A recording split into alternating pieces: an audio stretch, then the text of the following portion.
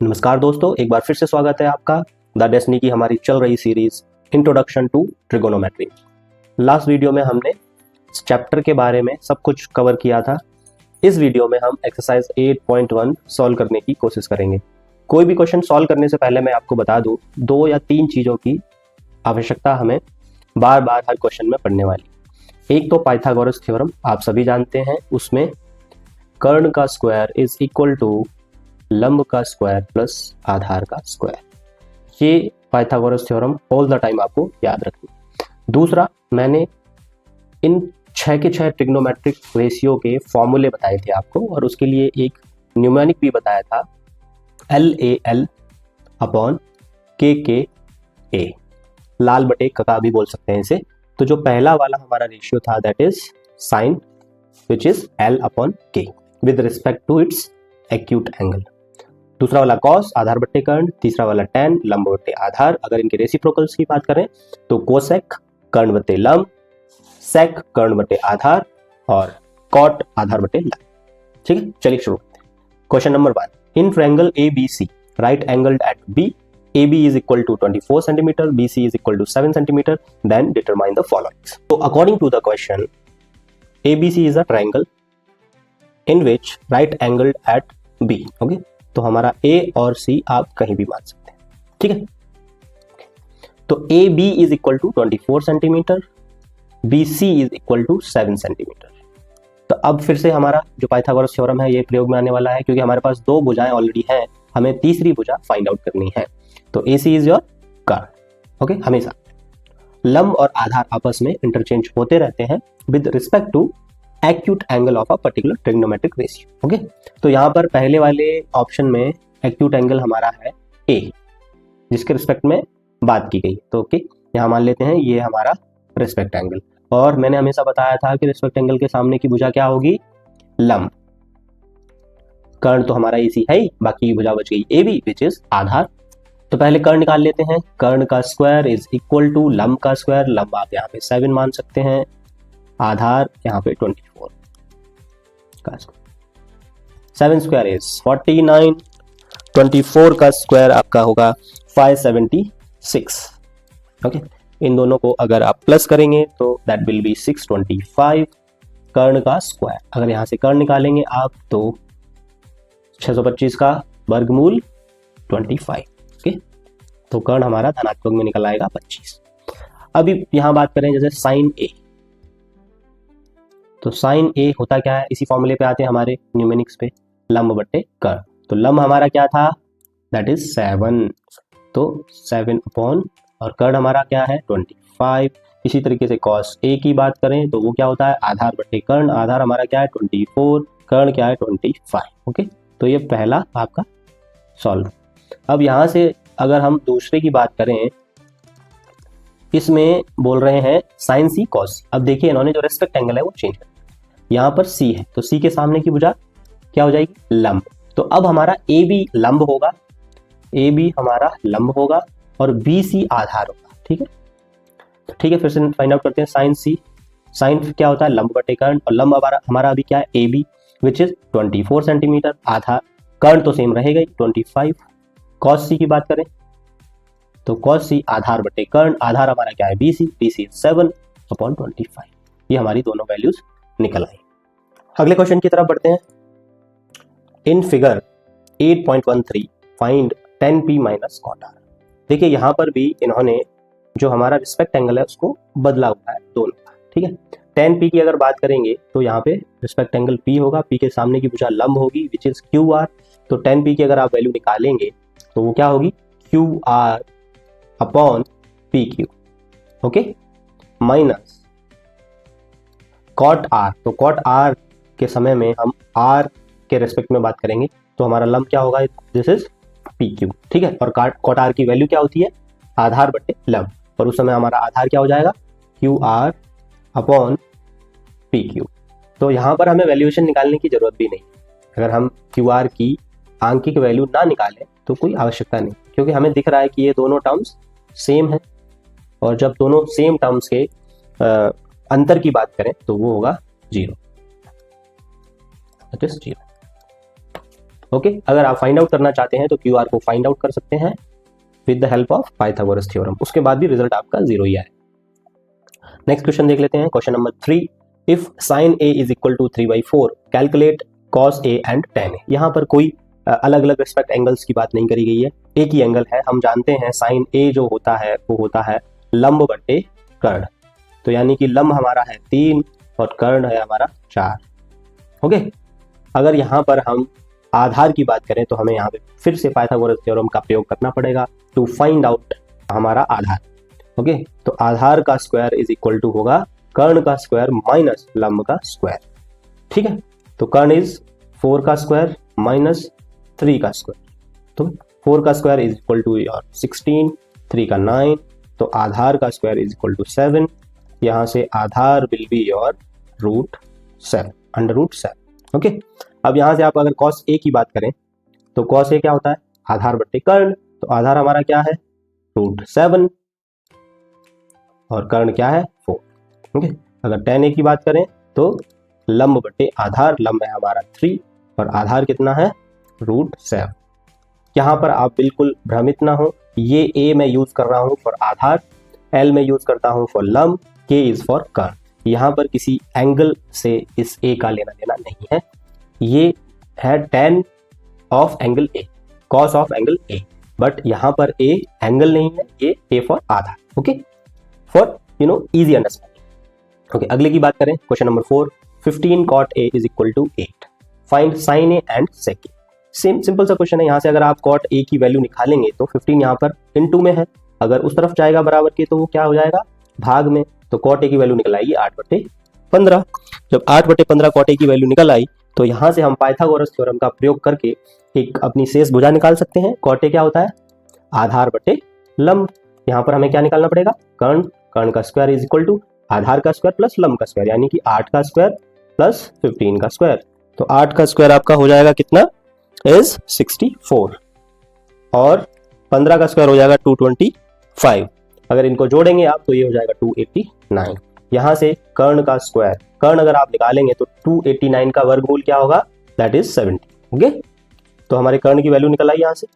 अब हमें find out करना है साइन ए, तो साइन ए क्या होता है लंब बटे कर्ण, लंब आपका क्या है 15 और कर्ण क्या है 17, तो एक वैल्यू तो ये निकल आई आपकी।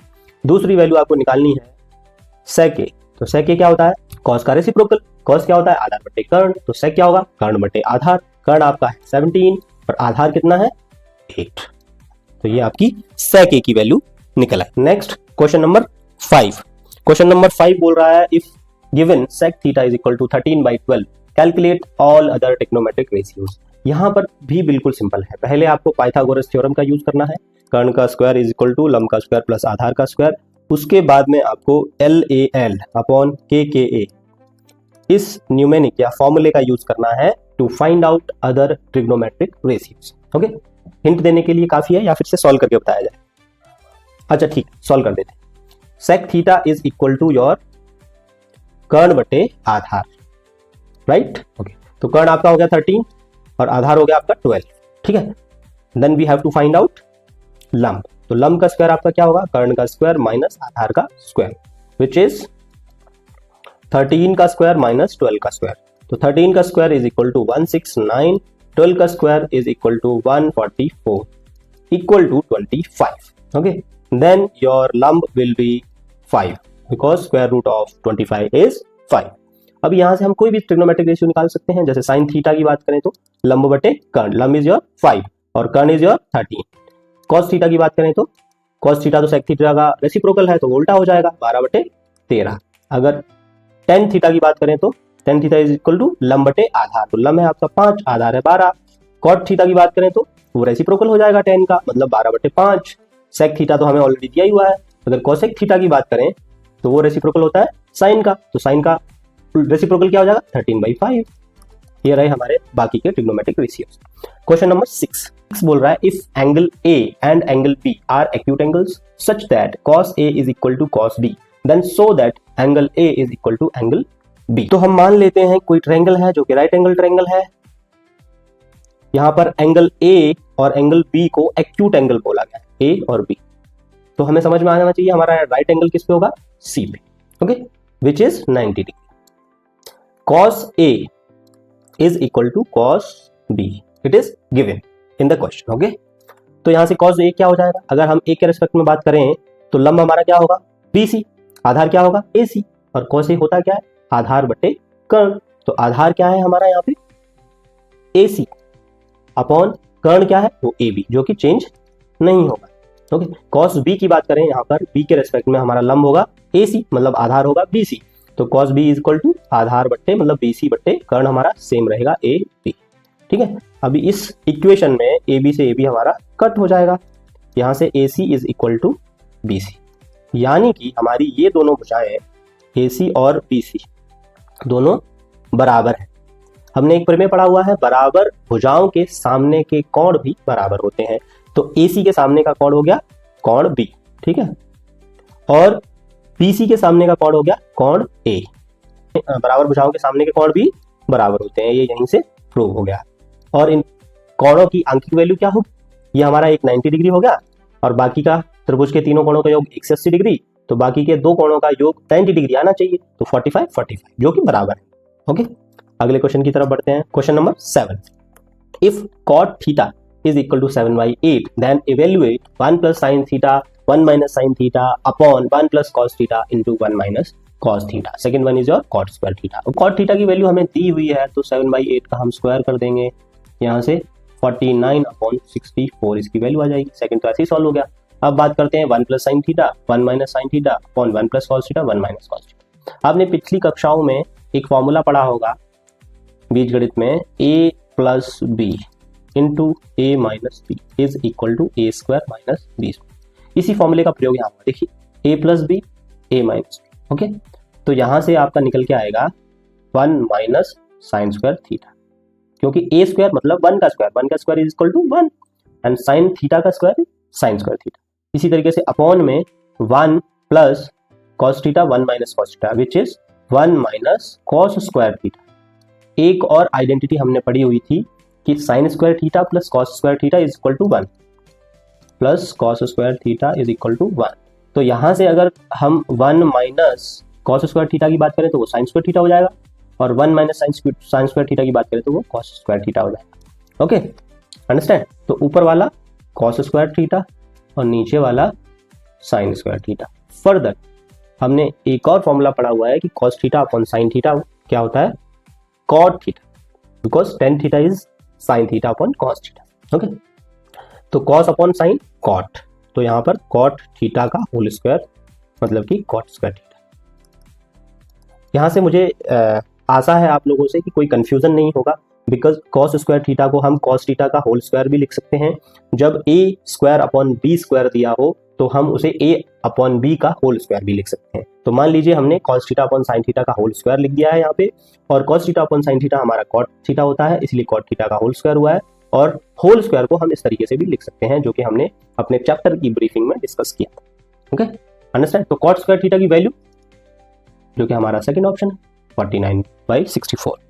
Okay, question number 8. 3 cot A is equal to 4. Check whether this identity it is equal or not. Okay, तो 3 cot A, तो यहां से अगर cot A की वैल्यू निकालेंगे तो क्या हो जाएगी 4/3, क्योंकि 3 यहाँ इंटू में है, उस तरफ जाएगा तो डिवाइड. अब 1 माइनस टेन स्क्वायर थीटा. अब आपको पता है कि जो टेन थीटा होता है वो कॉस थीटा का रेसिप्रोकल होता है, यानी कि अगर tan A की बात करें तो यहाँ से tan A की वैल्यू आ जाएगी 3/4, उल्टा हो जाएगा, रेसिप्रोकल मतलब उल्टा. ओके, तो यहाँ से 1 माइनस 3/4 का होल स्क्वायर अपॉन 1 प्लस 3/4 का होल स्क्वायर. आपको भिन्न सॉल्व करनी है, सिंपल सी, जिसका बटा कुछ नहीं उसका बेटा 1. ओके, 3/4 का होल स्क्वायर क्या हो जाएगा 9/16.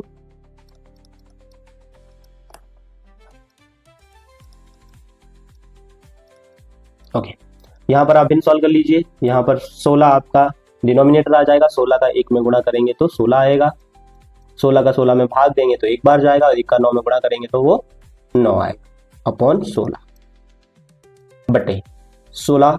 यहां पर डिनोमिनेटर आ जाएगा 1 का 16, तो 16 का 1 में गुणा किया तो 16 प्लस 16 को 16 से डिवाइड करेंगे तो 1 बचेगा, और 1 का 9 में गुणा करेंगे तो 9 अपॉन डिनोमिनेटर इज 16। आपने ये तो पढ़ा ही होगा ना कि अगर a बटे b बटे c बटे t अगर दिया हो तो कैसे सॉल्व करते हैं।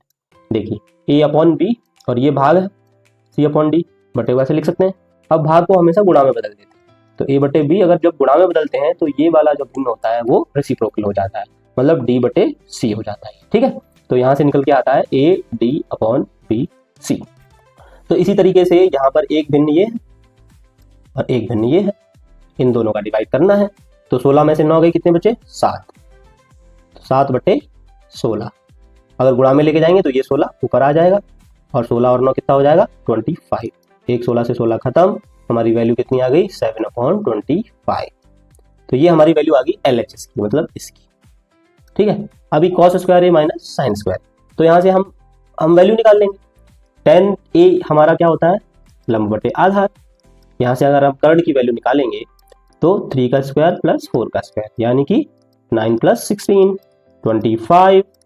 तो कर्ण की वैल्यू कितनी आ गई 25 का वर्गमूल 5। ठीक है, अब बात करते हैं कॉस स्क्वायर। कॉस स्क्वायर होता है आधार बटे कर्ण। तो आधार हमारा कितना है, यहाँ पे आधार है हमारा 4 अपॉन 5 का होल स्क्वायर माइनस लंब कितना है 3 अपॉन 5 का होल स्क्वायर।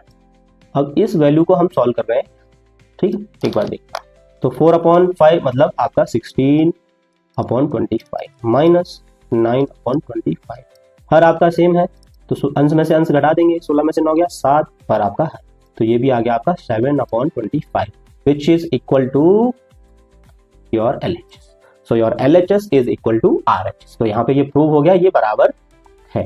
यस, अगला क्वेश्चन देखते हैं, क्वेश्चन नंबर 9।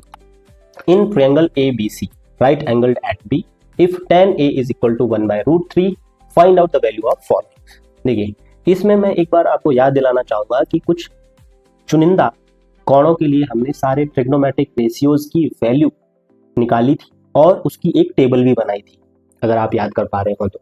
जैसे कि sin 0 की वैल्यू, sin 30 की वैल्यू, sin 60 की वैल्यू, sin 45 की वैल्यू, sin 90 की वैल्यू। तो ये हमारे कुछ पर्टिकुलर एंगल्स थे। अगर आप यहाँ पे याद कर पा रहे हो तो tan 30 की वैल्यू होती थी 1/√3, अगर वो सारणी आप याद कर पा रहे हैं। एक बार फिर से चेक कर लीजिएगा। तो यहाँ से A जो हमारा एंगल है वो कितना निकल गया है 30 डिग्री। अब हमें जब एंगल पता लग गया तो हम बाकी के एंगल भी निकाल सकते हैं।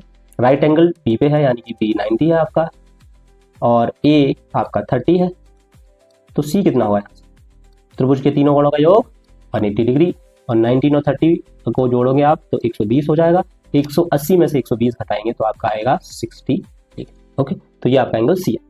तो यहाँ अगर पहले की बात करें साइन A मतलब कि साइन 30, कॉस C मतलब कि कॉस 60 प्लस कॉस 30 साइन 60, तो साइन 30 की वैल्यू 1/2, अगर आप उस सारणी को याद कर पा रहे हैं। एक बार फिर से रिवाइज कर लीजिएगा, बहुत इजी है वो याद करना। cos 60 की value which is also 1/2 plus cos 30 की वैल्यू √3/2 इंटू साइन 60 की वैल्यू √3/2। तो ये आपका होगा 1/4 प्लस अगर √3 का √3 में इंटू करेंगे तो 3 होगा, वो 3/4 और इस भिन्न में हर बराबर है तो अंश हमारे जुड़ जाएंगे, तो 4/4 यानी कि 1। ओके, अगर सेकंड की बात करें तो cos A cos C मतलब कि cos 30 cos 60 minus sin 30 sin 60। तो यहाँ से cos 30 की वैल्यू कितनी आई, जो sin 60 की वैल्यू होगी मतलब कि √3/2 इंटू cos 60 की वैल्यू जो sin 30 की होगी 1/2 माइनस sin 30 की वैल्यू 1/2 sin 60 की वैल्यू √3/2। यहाँ से आप देखेंगे तो ये हो जाएगा √3/4, ये भी हो जाएगा √3/4, दोनों पद बराबर हैं और दोनों का अंतर 0। सेकंड की वैल्यू आ गई आपकी 0। अगला क्वेश्चन देखते हैं, क्वेश्चन नंबर 10। क्वेश्चन नंबर 10 बोल रहा है in triangle PQR right angled at Q PR प्लस QR is equal to 25 centimetre, PQ is equal to 5 centimetre, then determine the values of sin P cos P and tan P। Okay, हमने मान लिया ये हमारा triangle है PQR जिसमें right angle जो है वो Q पर है, तो बाकी के P और R। अब यहाँ पर पी आर और क्यू आर की वैल्यू दे रहा है प्लस करके 25 और पी क्यू बताया है 5 सेंटीमीटर। तो ये एंगल पी के रेस्पेक्ट में ही सारे ट्रिग्नोमेट्रिक रेशियोज पूछा है, यानी कि ये एंगल पी। तो इस एंगल पी के सामने की भुजा क्यू आर, जो क्या होगी लंब। ठीक है, ये याद रखना पड़ता। अब यहां से हम देखेंगे, अगर हम हमारी पाइथागोरस थ्योरम की बात करें तो Pythagoras theorem is your P R का स्क्वायर, मतलब कि कर्ड। ठीक है, पी क्यू का स्क्वायर प्लस क्यू आर का स्क्वायर।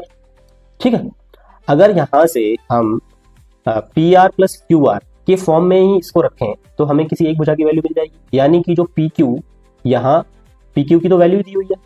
ओके, अगर किसी एक भुजा को हम किसी दूसरे भुजा के संबंध की वैल्यू अगर रख दें तो हमें कोई एक भुजा मिलेगी। ठीक है, जैसे यहाँ अगर पी आर की बात करें तो पी आर क्या हो जाएगा 25 माइनस क्यू आर। ठीक है, तो 25 minus Q R P R की जगह रख दिया हमने, इसका whole square is equal to P R, P Q कितना है 5, तो 5 का स्क्वायर 25 और क्यू आर का स्क्वायर ज्यों का त्यों, क्योंकि अब हमने जो हमारा इक्वेशन है वो एक ही भुजा के संदर्भ में कर लिया, जिससे हमें वो भुजा फाइंड आउट हो जाएगी। तो 25 का स्क्वायर 625 प्लस क्यू आर का स्क्वायर, याद करिए a माइनस बी का होल स्क्वायर एब्रिविएट कर रहे हैं, a square plus B square minus 2ab, तो minus 2 into 25 into Q R is equal to 25 plus Q R. देखिए यहाँ पर क्यू आर धनात्मक है, यहाँ पर भी क्यू आर धनात्मक है, तो दोनों साइड्स में इक्वेशन के क्यू आर स्क्वायर कैंसिल हो जाएगा। ये माइनस का पूरा पद उस तरफ चला जाएगा, इस तरफ रह जाएगा 625 और ये 25 इस तरफ आ जाएगा तो माइनस का हो जाएगा माइनस 25 और ये वाला पूरा पद उधर चला गया, मतलब कि 50 क्यू आर। 25 और 2 का गुणा करेंगे तो 50। ओके, ये आपका 600 है, ये 50 क्यू आर। यहाँ से अगर क्यू आर की वैल्यू निकालें, ये गुणा में है तो ये भाग में चला जाएगा, 600 अपॉन 50 इज इक्वल टू 12। तो क्यू आर की वैल्यू कितनी निकल आई 12। यहां से पी क्यू की वैल्यू आप पी आर की वैल्यू निकाल लेंगे, P R is equal to 25 minus 12, P R will be your 13 sine P. तो साइन पी क्या होता है लंब बटे कर्ण, लंब हमारा क्या है क्यू आर, तो क्यू आर कितना है 12, कर्ण कितना है 13, कॉस पी आधार बटे कर्ण, आधार कितना है 5, कर्ण कितना है 13, टेन पी लंब बटे आधार, लंब कितना है हमारा 12 और आधार कितना है 5, ये 10p की वैल्यू आ गई। अगला क्वेश्चन देखते हैं, question number 11, last question, state whether the following are true or false, justify your answer. First one, the value of 10a is always less than 1। तो बताइए, अगर आप 10 में सारी वैल्यूज की बात करेंगे तो 10 0 is 0, 10 30 is 1 by root 3, 10 30 is 1 by root 3 which is less than 1, 10 45 is 1, okay, 10 60 is your root 3, तो root 3 की वैल्यू होती है 1.732 समथिंग। ओके, तो ये 1 से ज्यादा हो गया, यहाँ स्टेटमेंट क्या बोल रहा है ऑलवेज लेस देन 1, तो ये क्या हो गया फॉल्स। ठीक है, okay, next one, sec a is equal to 12/5 for some value of angle a, क्या ये हो सकता है? हाँ ऑब्वियसली हो सकता है। अगर आप किसी भी एंगल के लिए sec a की वैल्यू दी हुई है आपकी, मतलब कि कर्ण बटे आधार, तो यहां से आप लंब फाइंड आउट कर सकते हैं, आ सकती है, तो ये सही है, true. cos a is the abbreviation used for the cosecant of angle a। देखिए मैंने आपको बताया था sin is abbreviation form of sin, cos is cosine, tan is tangent and cot is cotangent, sec is secant and cosec is cosectant। Okay, तो हमारा cos cosine होता है ना कि cosecant। cosecant is of angle A is cosec, okay, which is reciprocal of sin। तो ये हमारा statement false होता है। cot A is the product of cot and A, ये तो हम शुरुआत से बेसिक सी चीजें समझाते हुए आ रहे हैं। cot A is cot of angle A, not the product of the two। Okay, तो ये हमारा false. sin theta is equal to 4/3 for some angle of theta. देखिए एक संबंध होता है लंब, कर्ण और आधार, तो जनरली जो रेशियोज देखे गए हैं 3:4:5 हो सकता है, 5:12:13 हो सकता है, 8:15:17 हो सकता है। अब यहां आप देखेंगे जो हमारा कर्ड है वो हमेशा लंब और आधार दोनों से ज्यादा है, ठीक है। तो यहां पर अगर हम साइन थीटा की बात करें तो वो लंब बट्टे कर्ड होता है। अगर कर्ड यहाँ पे 3 लेंगे हम तो वो 4 से छोटा है, ना कि ज्यादा। तो यहाँ पर 4/5 इसकी वैल्यू हो सकती थी, 4/3 नहीं, इसीलिए ये स्टेटमेंट आपका फॉल्स, ठीक है। तो दोस्तों ये थी हमारी एक्सरसाइज 8.1। नेक्स्ट वीडियो में हम एक्सरसाइज 8.2 के सारे क्वेश्चंस सॉल्व करने की कोशिश करेंगे। तब तक के लिए बने रहिए, यहाँ पे पढ़ते रहिए। गुड लक, जय हिंद, जय भारत।